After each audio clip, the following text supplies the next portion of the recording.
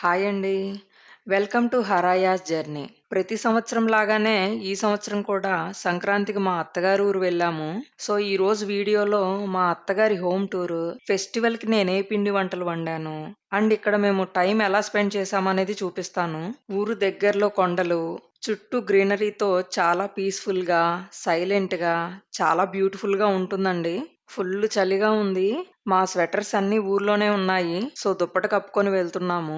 మా ఊరి name board చూడగానే మా husband inner feeling be like ఒరేయ్! నా జన్మభూమి చాలా రోజులైపోతుంది చూసి నా భూమిని.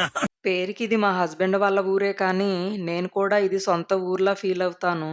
ఊర్లోకి ఎంటర్ అవ్వగానే లెఫ్ట్ సైడ్‌లో రాముల వారి గుడి, రైట్ సైడ్‌లో ముత్యాలమ్మ గుడి కనిపిస్తాయి. ప్రెజెంట్ మా ఊర్లో ఈ 2 టెంపుల్సే ఉన్నాయండి. ఈ ఊరు చాలా చిన్నది. హార్డ్‌లీ 150-175 హోమ్స్ ఉంటాయి. ఆ ఇల్లు కూడా రోడ్డుకి అటు ఇటు 2 సైడ్సే ఉంటాయి. ఒక ఇంటి వెనకాల ఇంకొక ఇల్లు ఉండడం చాలా రేర్‌గా కనిపిస్తుంది. ఆల్మోస్ట్ 10 అవర్స్ జర్నీ తర్వాత మా ఇంటికి చేరుకున్నాం. మేమెప్పుడొచ్చినా 6:30 లోపే వచ్చేస్తాము. ఈసారి స్వెటర్స్ లేవు. దట్ టూ బైక్ మీద చలి ఎక్కువగా ఉంటుందని 2 అవర్స్ విజయవాడలోనే ఉన్నాము. ఇల్లంతా వేపాకు, డస్ట్‌తో ఇలా డస్టీగా అయ్యింది. ఇంట్లో ఎవరైనా ఉంటే ఇల్లు నీట్‌గా ఉంటుంది. కానీ మాకా అదృష్టం లేదు. ఎందుకంటే మా మామగారు మా హస్బెండ్ ఇంటర్‌లో ఉన్నప్పుడే పోయారు. ఆ టైంకి మా మరిది శివ ఎయిత్ క్లాస్‌లో ఉన్నాడు. మా అత్తగారు కూడా పోయి 4 ½ ఇయర్స్ అవుతుంది. సో, ఇంట్లో ఎవరు ఉండడం లేదు. అందుకే ఇల్లంతా ఇలా డస్టీగా అయ్యింది. లాస్ట్ ఇయర్ దాకా శివ వాళ్ళు ఇక్కడే ఉన్నారు. ఇప్పుడు వాళ్ళు హైదరాబాద్‌లో ఫ్యామిలీ పెట్టారు. మాక్సిమం మేము, మా మరిది వాళ్ళు ఒకేసారి వచ్చేలా ప్లాన్ చేస్తాము. కానీ ఈసారి వాళ్ళ పర్సనల్ వర్క్ వల్ల పండగ అయిపోయాక వస్తా అన్నారు. మా హస్బెండ్ వాళ్ళది చాలా పెద్ద ఫ్యామిలీ అండి. మా మామగారు వాళ్ళు నలుగురు అన్నదమ్ములు. అందులో మా మామగారు రెండో వాళ్ళు. పెదమామగారు ఫ్యామిలీస్ కొంచెం వాకబుల్ డిస్టెన్స్‌లో ఉంటాయి. మిగతా 3 ఇళ్ళు ఒకే చోట పక్కపక్కనే ఉంటాయి. ఇక మా హస్బెండ్ కజిన్ బ్రదర్స్, సిస్టర్స్, వాళ్ళ కిడ్స్ అండ్ ఫ్యామిలీస్‌ని కౌంట్ చేస్తే టోటల్‌గా 35 మెంబర్స్ దాకా అవుతారు. నేనెప్పుడు ఇంటికి వచ్చినా ముందు మాత్రం ఇంట్లోకి వెళ్ళనండి. ఎందుకంటే నాకు బల్లులు, కప్పలు అంటే చచ్చేంత భయం. ముందు ఎవరో ఒకరు లోపలికి వెళ్లి అవి లేవు అని కన్ఫర్మ్ చేశాకే నేను లోపలికి వెళ్తాను. ఇల్లంతా బూజుతో డస్ట్ పట్టేసింది. ఇప్పుడు ఈ ఇల్లంతా క్లీన్ చేసి సర్దడానికి మాకు 1 డే పడుతుంది. ఇక ఈ రూమ్ దాటి వీడియో తీయడం లేదండి. నా హస్బెండ్ ఈ ఒక్క రూమే చెక్ చేసి వెళ్లి వాళ్ళ పిన్ని వాళ్ళతో ముచ్చట్లు పెట్టాడు. సో, మిగిలిన రూమ్‌లు హోమ్ క్లీనింగ్ అయిపోయాక చూపిస్తాను. ఫైనల్‌గా మా ఇల్లు క్లీనింగ్ అయిపోయింది. సో, ఇప్పుడు మా అత్తగారిల్లు మొత్తం చూపిస్తాను. స్టార్టింగ్ ఇంటి ముందే రేకులు ఉంటాయి. ఎంట్రీలో ఇలా చీర ఉయ్యాలుంటుంది. అలా అని ఇది పిల్లలకి అనుకోకండి. పెద్దవాళ్ళకే. ఈ ఊర్లో మీరు ఎవరింటికి వెళ్ళినా మీకు కంపల్సరీ 2 థింగ్స్ అయితే కామన్‌గా కనిపిస్తాయి. ఒకటేమో రేకులు, రెండేమో ఉయ్యాల. ఎంత పెద్ద ఇల్లు కట్టుకున్నా ఏదో ఒక సైడు రేకులు కంపల్సరీ వేస్తారు. మేమీ రేకులున్న ప్లేస్‌ని బైక్ పార్కింగ్‌కి, ఉయ్యాల కోసం యూజ్ చేస్తాము. నెక్స్ట్ వరండా కమ్ సిట్టింగ్ ఏరియాలా యూజ్ చేస్తాము. ఇది 2 పోర్షన్స్ లాగా కట్టిన హౌస్ అండి. సో, సెకండ్ డోర్ అనేది చాలా రేర్‌గా ఓపెన్ చేస్తాము. ఈ room TV unit and bedroom లాగా యూజ్ చేస్తాం. ప్రెజెంట్ ఇక్కడ టీవీ లేదు. అంటే టీవీ చూసేంత టైం కూడా ఉండదు. సో, తీసుకోవాల్సిన అవసరం రాలేదు. పక్కనే డ్రెస్సులు పెట్టుకోవడానికి షెల్ఫ్ ఉంటుంది. పైనది ఇన్వర్టర్. ఇక్కడ రెగ్యులర్‌గా పవర్ కట్ ఉంటుంది. సో, పిల్లలతో ఇబ్బంది పడకూడదని ఇన్వర్టర్ పెట్టుకున్నాం. దాని పక్కనే పాప డైపర్స్ అండ్ వైపర్స్‌ని సర్దాను. ఒక సైడ్‌గా మా luggage bags and storage bags arrange చేశాను. పక్కనే విండోలో మా మెడిసిన్స్, క్రీమ్స్, కోంబ్స్, కొన్ని రెగ్యులర్ ఐటెమ్స్ సర్దాను. డే టైమ్‌లో ఒక బెడ్ ఈ రూమ్‌లో ఉంచుతాము. నైట్‌కి మాత్రం బయట వేసేసి మ్యాట్రెస్ వేసుకొని పడుకుంటాము. అంటే చిన్న రూమ్ కదా! మంచాలు వేస్తే తిరగడానికి కుదరదు. సెకండ్ విండోలో ఫోన్ చార్జర్స్, ట్రైపాడ్, హెడ్‌సెట్ లాంటివి సర్దాను. Next room kitchen and puja space లాగా యూజ్ చేస్తాం. ఈ విండోలో లగేజ్ కవర్స్ అండ్ కొన్ని క్లీనింగ్ రిలేటెడ్ ఐటమ్స్ పెట్టాను. ఇక్కడ కింద ఉన్నవి స్టోరేజ్ బాక్సెస్ అండ్ ట్రంక్ పెట్టండి. వీటిలో కిచెన్ రిలేటెడ్ సామానున్నాయి. దాని ఆపోజిట్ సైడ్ ఉన్న స్పేస్ ని పూజ కోసం యూజ్ చేస్తాము. ఇక్కడ పైన వేలాడదీసిన కవర్స్ లో స్క్వేర్ షేప్ బాక్స్ లాగా ఒకటి కనిపిస్తుంది కదా! దాని లోపల వీర్ల పెట్టె అని ఒక బాక్స్ లాగా ఉంటుంది. అంటే ఎంగేజ్‌లో చనిపోయిన వాళ్ళకి వీర్ల కొలుపులాగా పెట్టుకుంటారు. మా ఫ్యామిలీస్‌లో ఎవరిదైనా మ్యారేజ్ అయితే ఈ బాక్స్ వాళ్ళింట్లోనే ఉంటుంది. నెక్స్ట్ వేరే వాళ్ళ మ్యారేజ్ అయ్యిందాక ఈ బాక్స్ వాళ్ళింట్లోనే ఉంటుంది. సో, లాస్ట్‌గా మా ఇళ్లల్లో జరిగింది శివ మ్యారేజే. అందుకే ఈ పెట్టె మా ఇంట్లో ఉంది. నెక్స్ట్ మా చిన్నమామ వాళ్ళ అబ్బాయి రెడీగా ఉన్నాడు. తన మ్యారేజ్ ఫిక్స్ అయితే ఈ బాక్స్ వాళ్ళింటికి తీసుకెళ్తారు. ఈ ఫోటోస్‌లో లెఫ్ట్ నుండి సెకండ్ అండ్ థర్డ్ ఫోటోలో ఉన్న వాళ్ళే మా అత్తయ్య, మామయ్య అండి. ఈ డోర్ పక్కనే టేబుల్ ఉంటుంది. ఫ్రూట్స్, కొన్ని వెజిటబుల్స్‌ని ఇక్కడే పెట్టేస్తాను. మాకు ప్లగ్ పాయింట్ కూడా ఇక్కడే ఉండిద్ది. సో, మిక్సీ పట్టుకోవడానికి కన్వీనియంట్‌గా ఇలా అరేంజ్ చేశాను. ఇది కుకింగ్ ఏరియా అండి. యూజ్ చేసే సామాను చాలా లిమిటెడ్‌గానే బయటుంచుతాను. ఎందుకంటే వచ్చినప్పుడల్లా క్లీన్ చేయాలి అంటే చాలా కష్టంగా ఉంటుంది. క్లీనింగ్ అయిపోగానే ఈ 10 డేస్‌కి సరిపడా గ్రాసరీని తెచ్చి ఈ డబ్బాల్లో సర్దేశాను. నిన్న హోమ్ క్లీన్ చేసేసరికే ఓపిక అయిపోయింది. సో, రైస్‌లోకి పప్పు వేశాను. ఇదైతే ఈజీగా అయిపోతుంది. నెక్స్ట్ డేకి టిఫిన్ కోసం పప్పులు నానపెట్టాను. పక్కన స్టూల్ మీద బియ్యం బస్తా అరేంజ్ చేశాను. ఈ కార్నర్‌కి రోలు, దాని మీద కుండ పెట్టేశాను. చలికాలం కాబట్టి ఇప్పుడు కుండతో పనిలేదు. అందుకే ఇలా ఒక పక్కకు పెట్టాను. కిచెన్‌లోనే బీరువా ఉంటుంది. ఇందులో ఒక సైడ్ అంతా నా శారీసే ఉంటాయి. సెకండ్ సైడ్ మా మరిది వాళ్ళు యూజ్ చేస్తున్నారు. ఇటు సైడ్ చూస్తే ఇది ఇంకో బెడ్‌రూమ్ లాగా. ఇందులో ఫ్రిడ్జ్, మా ఇయర్‌కి సరిపడా వడ్లు స్టోర్ చేస్తాము. ఈ అల్మార్‌లో pillows and bed sheets, laptop bags పెడతాము. మా ఆయన ఫేస్ చూసారా ఎలా వెలిగిపోతుందో! పల్లెర్లముడి గాలి తగిలితేనే ఆనందం పొంగుతుంది ఈయనకి. ఇది మా అత్తగారి బీరువా. ఇందులో 2 ర్యాక్స్‌కి మా అత్తగారి శారీసే ఉంటాయి. మిగతా ర్యాక్స్‌లో మావి, మా మరిది వాళ్ళ డ్రెస్సులు సర్దాము. ఇక పైన ఉన్న అటకంతా స్టీలు సామాను మూటలే. అంతకుముందు సగం సామాను బయటే ఉండేది. క్లీన్ చేయాలంటేనే భయం వేసేది. ఇక్కడ కిచెన్‌లో అటక మీద పెట్టిన సామానంతా వాటర్ కోసం అరేంజ్ చేసినవి. నేను చూపించిన 2 బెడ్‌రూమ్సే స్టార్టింగ్‌లో కట్టినవి. మిగతా అంతా వీలుని బట్టి స్లోగా కట్టించినవి. సో, అతుకులుగా వేయడం వల్ల వర్షాలు పడ్డప్పుడు వాటర్ లీక్ అవుతాయి. కిచెన్ బ్యాక్ సైడ్ కూడా రేకులు ఉంటాయి. క్లీన్ చేసిన వెజల్స్ డ్రై అవ్వడానికి ఇక్కడ టేబుల్ మీద పెట్టేస్తాను. ఇదంతా క్లీనింగ్ ఏరియా అండి. అంట్లు తోమడానికి, బట్టలు ఉతకడానికి, పిల్లల బాత్ చేయించడానికి యూజ్ చేస్తాము. కొంచెం వెనక్కెళ్తే ఇక్కడ వాష్‌రూమ్స్ ఉంటాయి. ఈ బాత్రూమ్ పక్కన మొక్కలతో పాటు వాష్ ఏరియా కూడా ఉంటుంది. మా అత్తగారు పొయ్యాక ఈ ప్లేస్ యూజ్ చేయడం లేదు. అందుకే ఇలా అయ్యింది. ఇల్లు బ్యాక్ సైడ్ చూస్తే అవన్నీ టేకు చెట్లండి.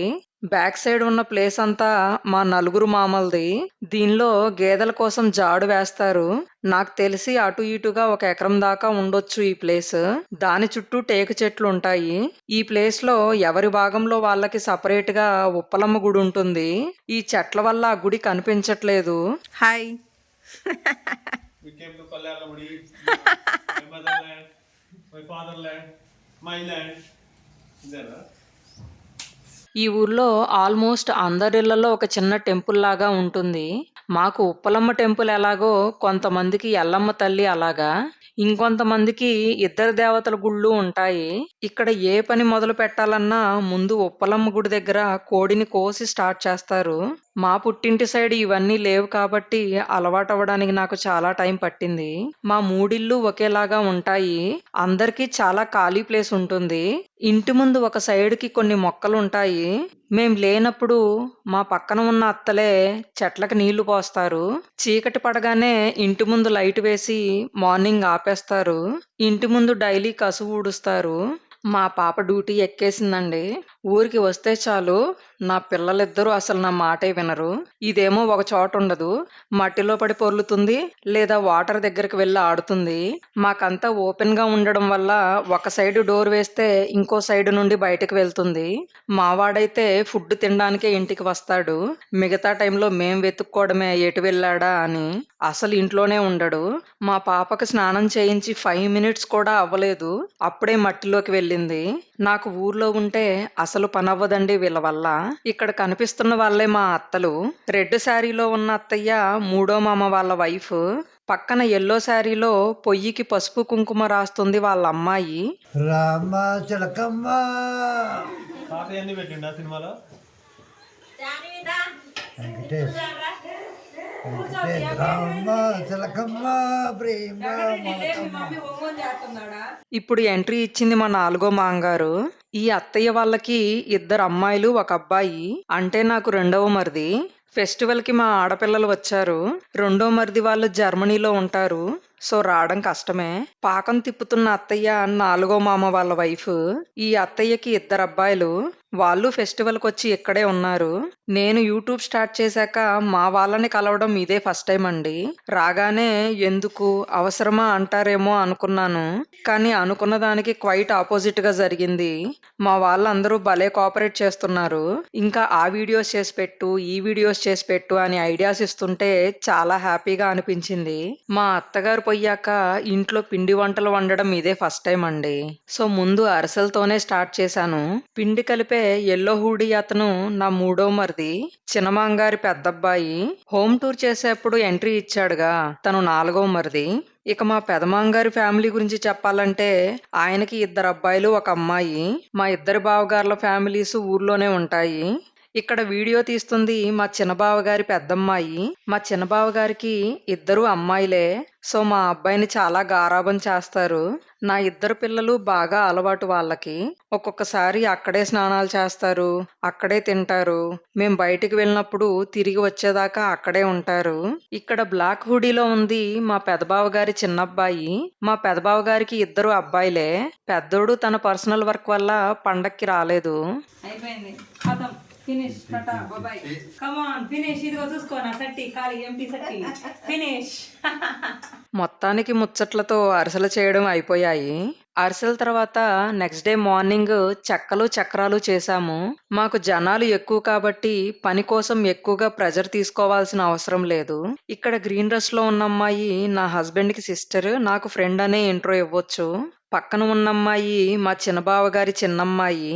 దాని పేరు రోష్ని. మా మాంగారి పేరు దీనికి పెట్టారు. నా పిల్లలకు కూడా మా అత్త మామ పేర్లు కలిసేలాగా యత్విక్ రోషన్ అండ్ సాన్వి అని పెట్టాము. ఫెస్టివల్ కి పిండి వంటల కుకింగ్ అయితే అయిపోయిందండి. ఇప్పుడు మా సైడ్ ఫెస్టివల్ ఎలా చేస్తారో చూపిస్తాను. భోగి ముందు రోజు నైటే రంగులతో ముగ్గులు వేస్తారు. భోగి మంట కోసం సపరేట్ గా ముగ్గులు వేసి, ముగ్గు మీద పసుపు, కుంకుమ, పూలు వేసి ఇలా కట్టెలు పేరుస్తారు. ప్రెజెంట్ వీళ్ళు పేర్చేది మా రోడ్డు కార్నర్ లో ఉండే వాళ్ళ ఫ్రెండ్ వాళ్ళ ఇంటి దగ్గర. నేను రోడ్డు మీద ముగ్గులు చూడ్డానికి వెళ్లి వచ్చేసరికే మా 3 ఇళ్ల దగ్గర కూడా భోగి మంటకి రెడీ చేశారు. భోగి మంట స్టార్ట్ చేసే ముందు కూడా పసుపు, కుంకుమ, పూలు వేసి దేవుణ్ణి తలుచుకొని స్టార్ట్ చేస్తారు. ఇక్కడ నైటీలో ఉంది మా ఆడబిడ్డ నెంబర్ 3 అండి. నైట్ మా పాప సరిగా నిద్రపోలేదు. సో భోగి మంట టైంకి నేను లేవలేదు. హ్యాపీ భోగి. నేను లేచే టైంకి అంతా అయిపోయి మంట కూడా కొండెక్కింది. చుట్టూ మంచు పొగలతో క్లైమేట్ చాలా బాగుంది. ఈ వీడియో తీసే టైంకి మార్నింగ్ 7:30 అయ్యింది. అయినా మంచు దిట్టంగా ఉంది. ఇక్కడ భోగి రోజు పులగం అండ్ కలియగూర వండుతారు. ఆల్మోస్ట్ అందరిళ్లలో ఒకటే మెనూ ఉంటుంది ఈ రోజు. సంక్రాంతి అంటేనే అందరికీ గుర్తొచ్చేది పిండి వంటలు, కోళ్ల పందాలు అండ్ నాన్ వెజ్ ఐటమ్స్. మా సైడ్ కోళ్ల పందాలకి ఫుల్ క్రేజ్ ఉందండి. ప్రతి సంవత్సరం మామిడి తోటలో కోళ్ల పందాలు ఇలా గ్రాండ్ గా అరేంజ్ చేస్తారు.